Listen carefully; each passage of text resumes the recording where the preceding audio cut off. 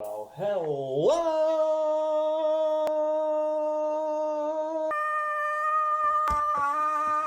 Jefferson Eagles. My name is Mr. Bishop. And coming soon to a theater near you, we have wisdom coming through the soul of your ears in the form of words, otherwise known as the words of wisdom. In all seriousness, hello. Well, with the start of a new month, we have a new word of wisdom. And this is a word I've never discussed before in the words of wisdom, but one that is so incredibly important and one that we all need to focus on more, in my opinion. And that word is laughter.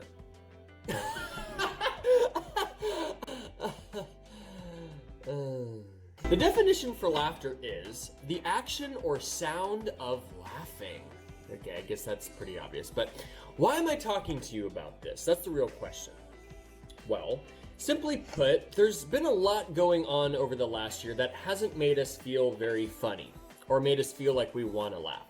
But that doesn't mean that laughter isn't still important. Laughter is like this universal gift that we can all enjoy and appreciate, but all too often we forget about its importance. Okay, so I'm gonna give you some facts about laughter, but first, a joke. What do you call a boring dinosaur? A dino snore. Laugh, Charlie, laugh!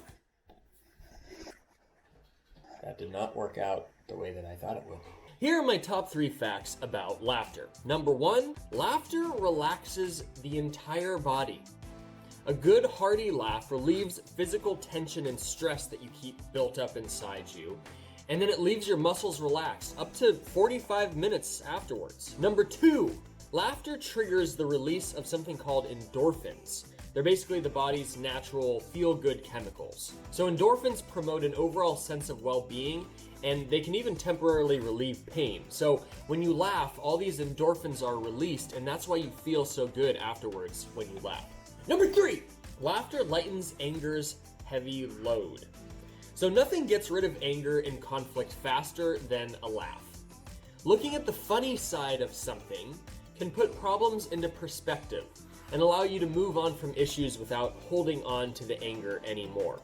So it's like sometimes when you're just feeling so mad about something, but then all of a sudden, something funny happens and you start laughing, it can just really make you forget about that problem that you think was so big. It puts it in perspective and then you go, wow, it's kind of silly.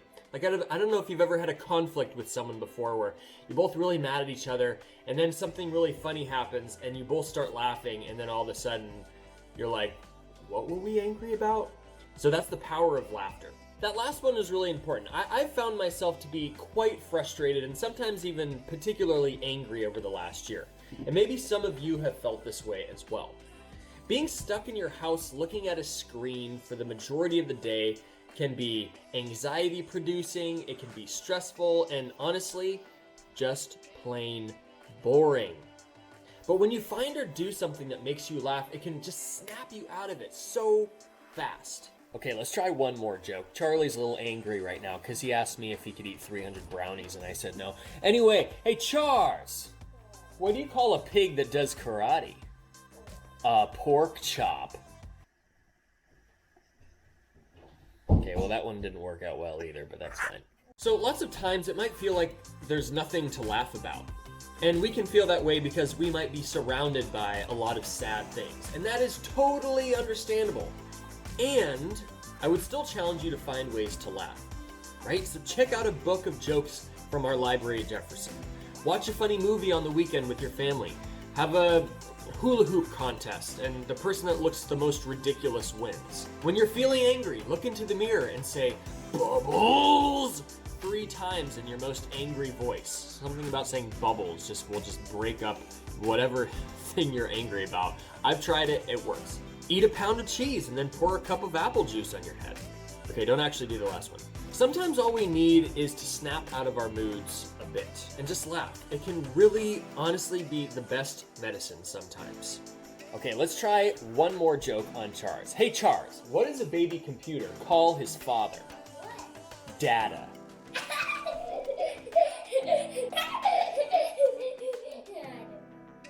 So this week, try to find something to laugh about.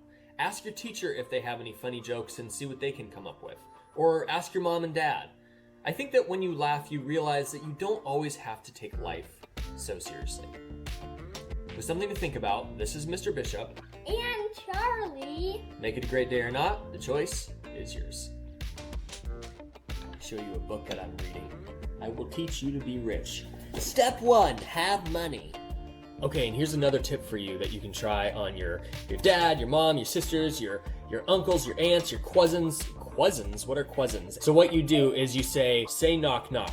So then they say knock knock, and then you say who's there, and then all of a sudden they're forced to tell the joke. They have no idea what to do.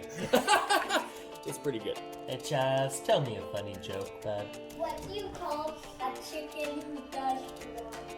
What? A karate chicken.